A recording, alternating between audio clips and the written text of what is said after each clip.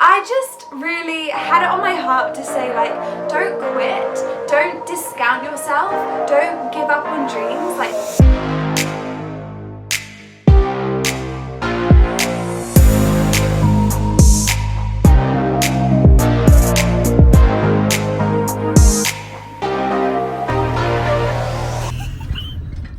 Hey, what's up guys?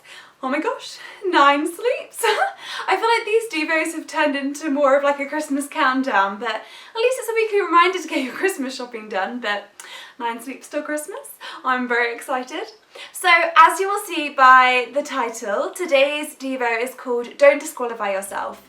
I just really had it on my heart to say, like, don't quit, don't discount yourself, don't give up on dreams, like don't let age or skill sets or relationship status, intellect, physical abilities be factors that you use to hold you back.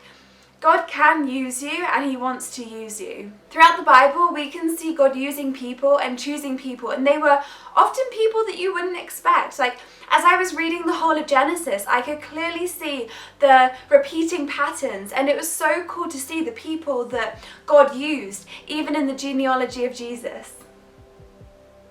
Genesis 18, a son is promised to Sarah, Abraham's wife. Genesis 18 verse 11 says, Abraham and Sarah were both very old by this time, and Sarah was long past the age of having children. Verse 14 says, is anything too hard for the Lord? I will return about this time next year and Sarah will have a son. Which we then see in Genesis 21, Isaac is born. Genesis 25 verse 21. Isaac then pleaded with the Lord on behalf of his wife because she was unable to have children. The Lord answered Isaac's prayer and Rebekah became pregnant with twins. Rebekah, Isaac's wife, was barren and then gave birth to twins Esau and Jacob. And then Genesis 29:31, Rachel, Jacob's wife, was barren, and in Genesis 30 verse 22, Rachel gave birth to Joseph. So that is Isaac, Jacob and Joseph, all born miraculously. Another repeated pattern in the Bible is that God chose the younger or the weaker or the most unlikely child to bear the seed of the righteous one. We can see the pattern of God bypassing the firstborn and going against the culture at the time. So not Cain but Seth, not Ishmael but Isaac, not Esau but Jacob, not Reuben but Judah, not any of the older brothers but Joseph. And then fast forwarding a few generations, in 1 Samuel 1:20, we see that Hannah couldn't have children. And then in this verse it said, in due time she gave birth to a son, she named him Samuel, for she said, I asked the Lord for him. Hannah, who was barren, gave birth to Samuel, who went on to anoint David as king. David was the youngest, least important, very much most unlikely son of Jesse. So paraphrasing 1 Samuel 16, 7-13, but the Lord said to Samuel, don't judge by his appearance or height. The Lord doesn't see things the way you see them. People judge the outward appearance, but the Lord looks at the heart. Jesse presents his sons one by one to Samuel, who says, this is not the one the Lord has chosen. Neither is this one. All 7 of Jesse's sons were presented to Samuel. But Samuel said to Jesse, the Lord has not chosen any of these. Then Samuel asked, are these all the sons you have? There is still the youngest, Jesse replied, but he's out in the fields watching the sheep and goats.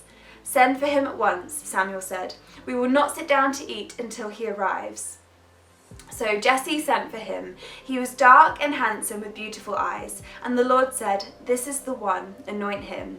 So as David stood there among his brothers, Samuel took the flask of olive oil he had brought and anointed David with the oil. And the Spirit of the Lord came powerfully upon David from that day on.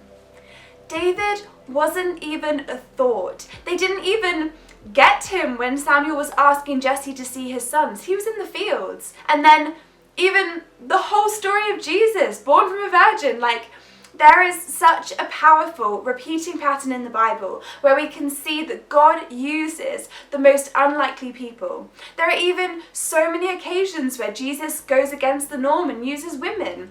An example of this is that the the women were the first messengers to tell people that Jesus had risen from the dead. God can and God wants to use you. I just so had it on my heart to say, don't disqualify yourself. There is nothing that you have done in the past that means God can't use you. You know, the Saul to Paul conversion is a great example of this. And there isn't a certain set of skills or talents or gifts or abilities that means that you qualify as someone that God can use. As someone once said, God is more interested in your destiny rather than your history. The chosen ones in the Bible were not chosen because of their goodness. They were flawed humans. They sinned. They came from dysfunctional families. They weren't even chosen necessarily because of their character. What made them godly seeds was because they trusted God and His promise and were willing to serve Him. If you are willing to be used, He will use you. So don't disqualify yourself, but let God show you how He wants to use you in His plan and in His kingdom. And ask Him how He can use you where you're at and in this season. Amen. Well, that's all that I have for you today. I hope you have a wonderful Christmassy week, and I'll see you next week for the last devotional before Christmas. Bye.